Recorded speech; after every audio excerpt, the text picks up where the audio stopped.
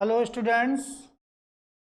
आज पुनः NKS learning campus में आप लोगों के बीच में फिर एक नई वीडियो के साथ जो बहुत महत्वपूर्ण होगी, जहाँ से लगभग सभी एग्जामों में प्रश्न बन रहे हैं। आज हम बताने जा रहे हैं कि गांधी जी की क्या भूमिका थी और उन्होंने कौन कौन से आंदोलन किए। वास्तव में गांधी जी को जो राष्ट्रपिता कहा जाता है, उसके पीछे क्या कारण था और किसने राष्ट्रपिता कहा। गांधी जी एक ऐसे महान पुरुष थे जिनका 2 अक्टूबर 1859 में 69 में जन्म हुआ था। यानी कि 2 अक्टूबर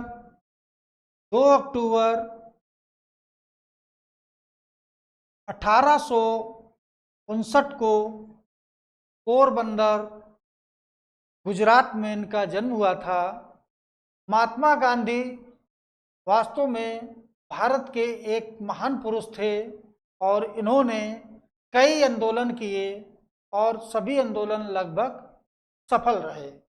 जैसे कहा जाता है कि गांधी जी सबसे पहले तो इन्होंने लंदन से वकालत की, यानी कि वहाँ से लॉ की डिग्री लेने के बाद और यहाँ प्रैक्टिस की। यहाँ पर इन्हें सफलता बहुत अधिक नहीं मिली। तब गांधी जी बड़े चिंतित रहते थे और कहा जाता है कुछ पता नहीं होता है कहाँ सफलता मिल जाए। तब यही बात हुई कि गांधी जी 1893 में गांधी जी कहाँ चले गए थे? दक्षिण अफ्रीका गए। गांधी जी दक्षिण अफ्रीका जब जाते हैं तो क्यों जाते हैं, किस लिए जाते हैं? दो चीजें। यहाँ पर एक अब्दुल्ला खां थे। कौन थे? अब्दुल्ला खां। जो अब्दुल्ला खां था, ये एक भारतीय था जिसका उद्योग धंधे कहाँ लगे थे? दक्षिण अफ्रीका में लगे थे। कहाँ लगे थे? दक्षिण अफ्रीका में। तो देखो, अब्दुल्ला खां दक्षिण अफ्रीका में जो उद्योग धंधे अपने लगा रखे थे, तो अंग्रेजों ने वहाँ क्या किया कि यहाँ कोई भारतीय अपने उद्योग धंधे नहीं चला सकता है और एक फतवा जारी करके वहाँ बंद करवा दिए।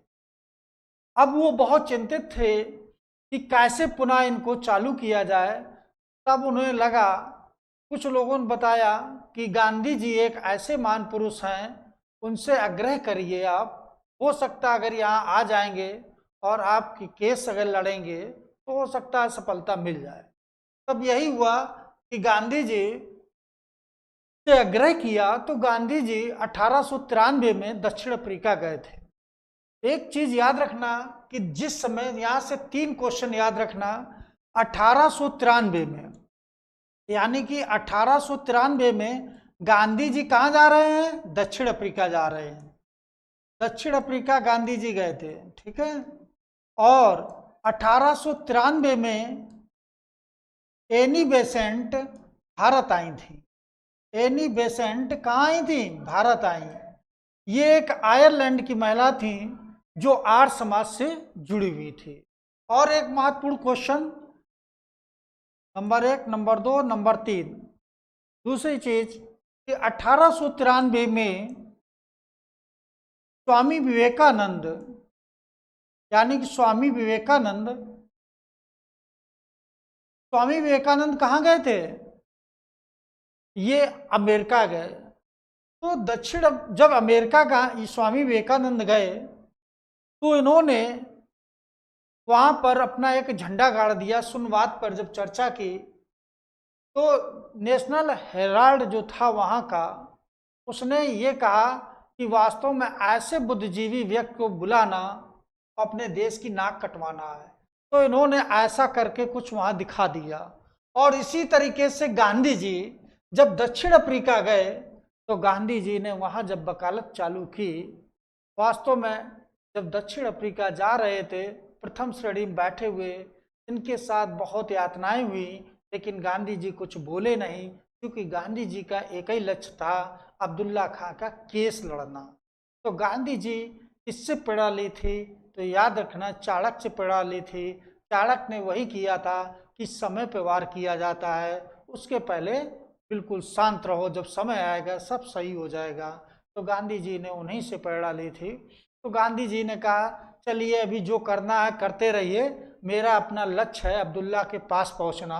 और गांधी जी को धक्का मार के उतार दिया जाता है। तो अब फिर इसके बाद जनरल बोगी में जा रहे हैं, यात्रा करके किसी तरीके से वहां पहुंचते हैं और अब्दुल्ला का केस, जब गांधी जी अब्दुल्ला का केस लड़ा तो कहा जाता है कि वहां पर अब्दुल्ला के जो फैक्ट्रियां बंद थी उनको पुनः चालू करवा दिया गांधी जी ने वहां जाकर, और उनको सफलता मिल जाती। गांधी जी 1893 में जाते हैं और 1915 में वापस आते हैं। एक चीज याद रखना कि गांधी जी 1893 में जब गए तो याद रखना कि वहां जाने के बाद इनने सबसे पहले एक ही लक्ष्य कि अब्दुल्ला की कैसे फैक्ट्री चालू की जाए। और वहां पर जब फैक्ट्रियां चालू हो जाती हैं तो प्रत्येक भारतीय यानी गांधी जी की अपने घर में तस्वीर लगा रखी थी, क्योंकि उनको एक रोजगार मिल जाता, यानी कि जो बेरोजगार हो गए थे भारतीय उनको रोजगार मिल जाता। तो कहा जाता है गांधी के विषय में, अब देखो यहाँ पर आप लोगों को बहुत अच्छी चीज बता रहे हैं गांधी जी के विषय में। देखो ये पूरी चीज बताएं कि महात्मा गांधी का जन्म जो हुआ था 2 अक्टूबर 1869 को हुआ था। कहाँ हुआ था? गुजरात के पोरबंदर में। इनका बचपन का नाम मोनियो था और इसके बाद इनका महात्मा नाम पड़ा था। महात्मा नाम किसने दिया था? रविन्द्रनाथ टैगोर ने दिया था। किसने दिया? रविन्द्रनाथ टैगोर ने दिया था।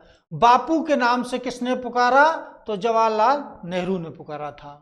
ठीक है, बापू के नाम से जवाहरलाल नेहरू ने पुकारा था। और राष्ट्रपिता के नाम से किसने पुकारा? तो सुभाष चंद्र बोस ने। सुभाष चंद्र बोस, तो याद रखना यही सुभाष चंद्र जो बोस थे इन्होंने इनको राष्ट्रपिता कहा था। और कब कहा? तो याद रखना कि जब ये एक आंदोलन में सफल हुए, डू एंड डाई 1942 भारत छोड़ो आंदोलन में एक नारा दिया था कि अब अंग्रेजों को यहाँ से मार भगाओ, आज मेरे पास सारी संसाधन है। तब सुभाष चंद्र बोस ने कहा हे राष्ट्रपिता आपको सादर प्रणाम है। चूंकि असहयोग आंदोलन में उस समय सुभाष चंद्र बोस भी इनसे नाराज हो गए थे और मोतीलाल नेहरू भी नाराज हुए थे और CR दास नाराज हुए। अब ये दो लोग तो अलग होकर इनने स्वराज पार्टी बना ली। 1923 में स्वराज पार्टी बना ली।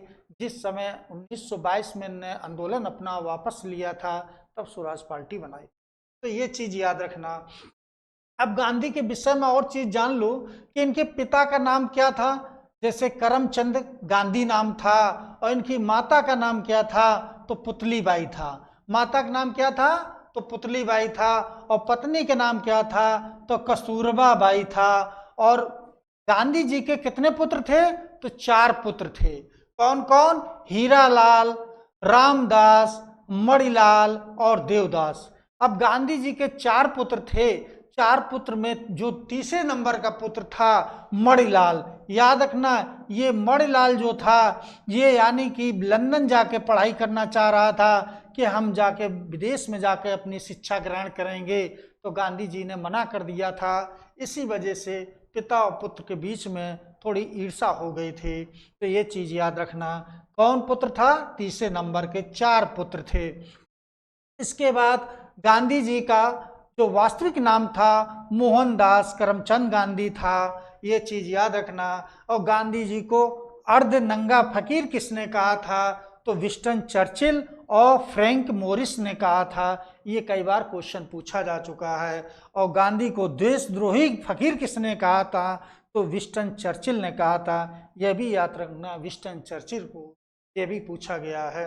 इसके बाद गांधी जी ने देखो क्या क्या किया था। दक्षिण अफ्रीका में गांधी ने क्या किया था? एक इनने स्थापना की, नटाल भारतीय एसोसिएशन की स्थापना वहां कर दी। और नटाल भारतीय एसोसिएशन कांग्रेस की स्थापना कर दी थी। फोनेक्स आश्रम की स्थापना 1904 में की और टाल स्टाम्प फार्म की स्थापना 1910 में की थी। अब इसके बाद गांधी जी से एक क्वेश्चन और बनता है, इसमें पीएस में समीक्षा अधिकारी कई बार पूछा गया कि गांधी जी कांग्रेस के किस अधिवेशन में सर्वप्रथम भाग लिया था? तो गांधी ने कांग्रेस के सर्वप्रथम अधिवेशन में भाग लेने की बात अगर आती है तो 1901 में इनने भाग लिया था, और उस समय ये दक्षिण भारत से चलकर पुनः अपने भारत आए और भाग लेकर पुनः फिर चले जाते हैं। अब ये पूछा जाता है कि गांधी जी हमेशा के लिए भारत कब आते हैं, तो 9 जनवरी 1915 को गांधी जी भारत हमेशा के लिए आ जाते हैं। और जब 9 जनवरी 1915 गांधी जी भारत हमेशा के लिए आते हैं, इसके बाद 1916 में एक कांग्रेस का अधिवेशन हो रहा है, वो अधिवेशन लखनऊ में हो रहा है और गांधी जी यहाँ भाग लेने पहुँचते हैं और गांधी एक वहाँ से सफलता प्राप्त करके आते हैं। तो इस समय गांधी की लोकप्रियता बहुत बढ़ जाती है। इस समय एक तिनकटिया पद्धति जो चल रही थी, बिहार में चल रही थी, बिहार के लोग तिनकटिया पद्धति से बहुत परेशान थे। 3/4 भाग में नील की खेती करना अनिवार्य हो गया था। जब 3/4 भाग में नील की खेती अनिवार्य हो गया, अब यहाँ किसान दिन पर दिन वो कर्ज में डूबता जा रहा था, क्योंकि उससे जो उत्पादन हो रहा था वो लागत से बहुत कम था।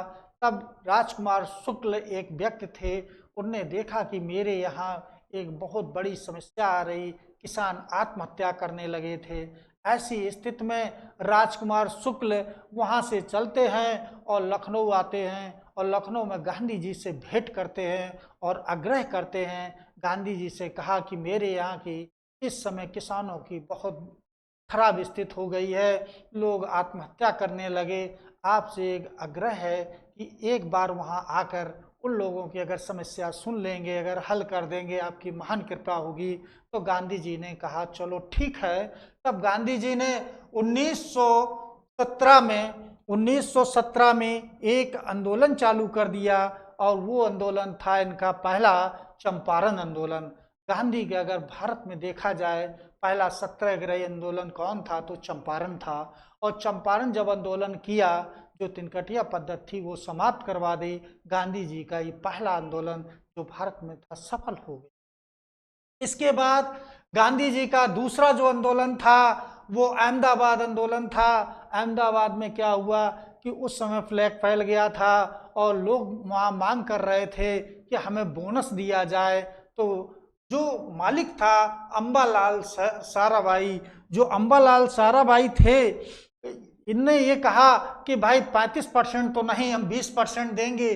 तो वहाँ के लोग गांधी से मिले और गांधी को ये बात बताई, तो गांधी ने वहाँ पर भी आंदोलन चालू कर दिया और अहमदाबाद आंदोलन चालू किया।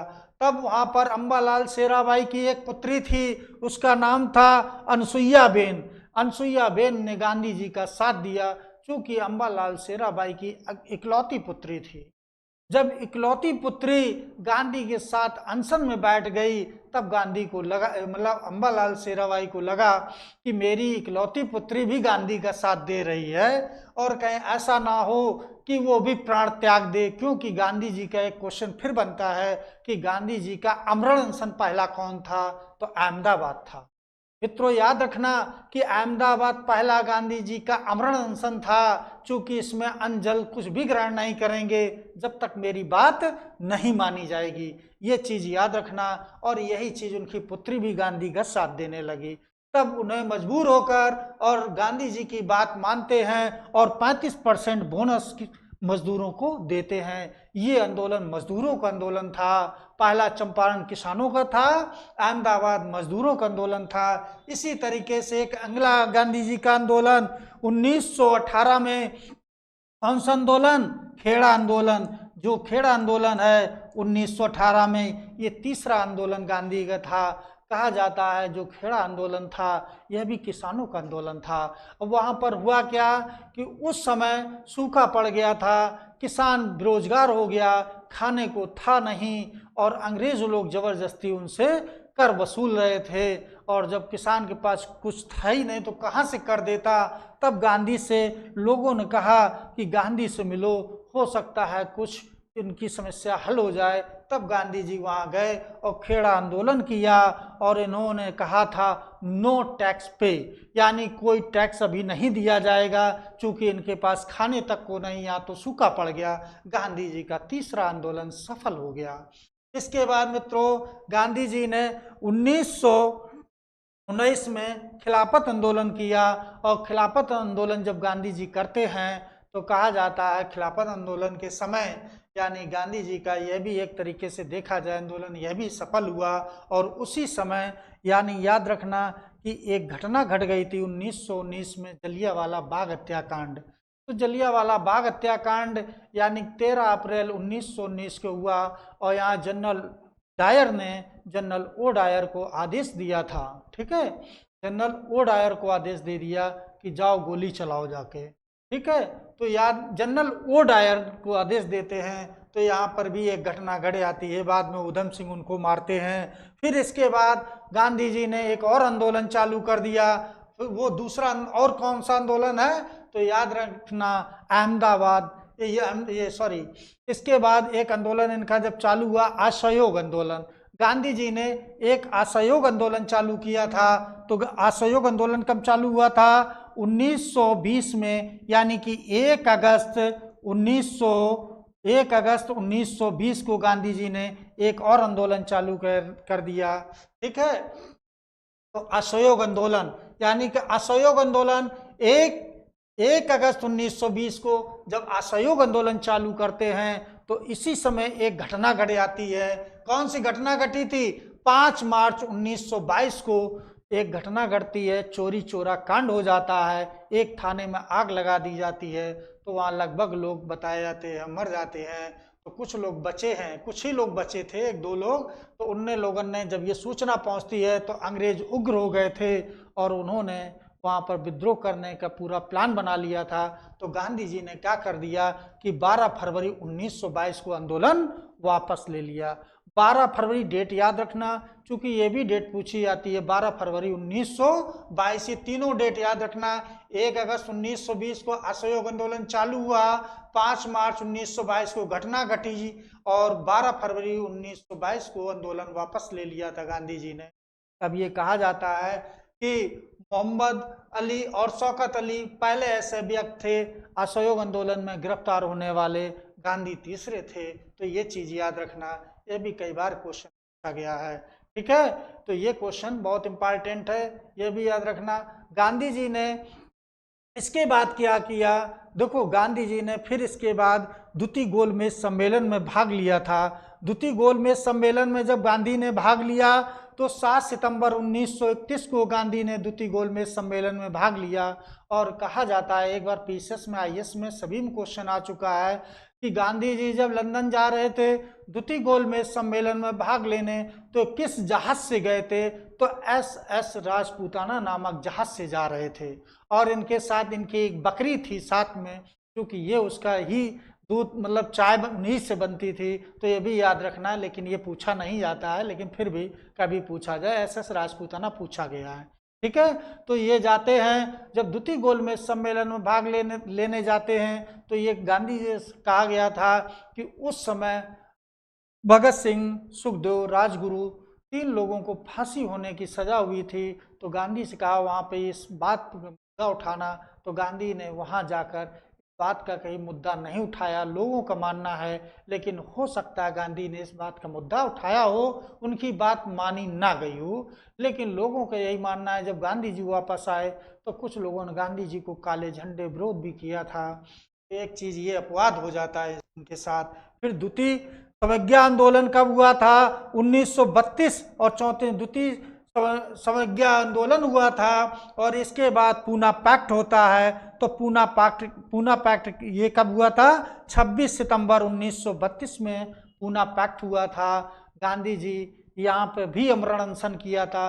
गांधी जी का दूसरा अमरण अनशन कौन सा था, तब याद रखना कि पूना पैक्ट में गांधी ने दोबारा अमरण अनशन किया था। ये चीज मित्रों याद रखना। और पहली बार गांधी ने अमरण अनशन कब किया था, तो अहमदाबाद आंदोलन में किया था। वो मजदूरों का आंदोलन था। पूना पैक्ट ये किसका आंदोलन था, यहाँ पर यानी कि हरिजनों की मांग की थी कि उन्हें इतने % आरक्षण मिलना चाहिए। गांधी यहाँ पर पूना पैक्ट में यानी कि यहाँ पर भी आंदोलन किया था। तो ये चीज याद रखना। दूसरी चीज, गांधी जी ने कुछ पुस्तकें को भी लिखा था। कुछ इनकी पुस्तक कौन कौन सी थी, तो ये याद रखना कि गांधी नवजीवन है, यंग इंडिया है, हरिजन है, ये इनकी पुस्तकें थी गांधी जी की नवजीवन, यंग इंडिया, हरिजन, ये 3 महत्वपूर्ण पुस्तकें हैं, इनको याद रखना।